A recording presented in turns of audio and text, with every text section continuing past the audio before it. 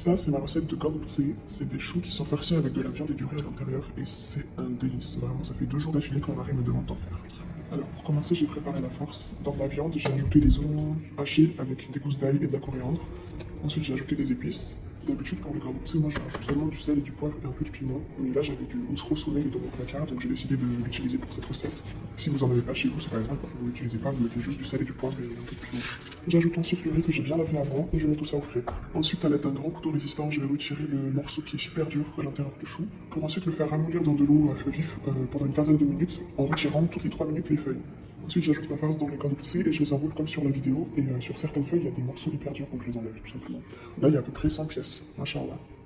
Et pour finir, je prépare ma petite sauce dans laquelle les gambutse vont cuire dans la casserole. Donc c'est juste la sauce tomate, j'ai rajouté une grande pousse de carottes et des pommes de terre. Ensuite, dans le fond de ma casserole, j'ai ajouté des feuilles de chou qui me restaient pour éviter que les gambutse crament pendant la cuisson. Puis j'ajoute chaque gambutse un par un de manière à ce que ça soit bien joli et je rajoute de la sauce entre chaque étage et je mets tout ça à cuire à feu moyen pendant environ 1 heure. Et voilà, les gambutse sont enfin prêts. Vous pouvez les déguster avec une sauce à l'ail, ça rajoute un petit truc en plus. Allez, bisous.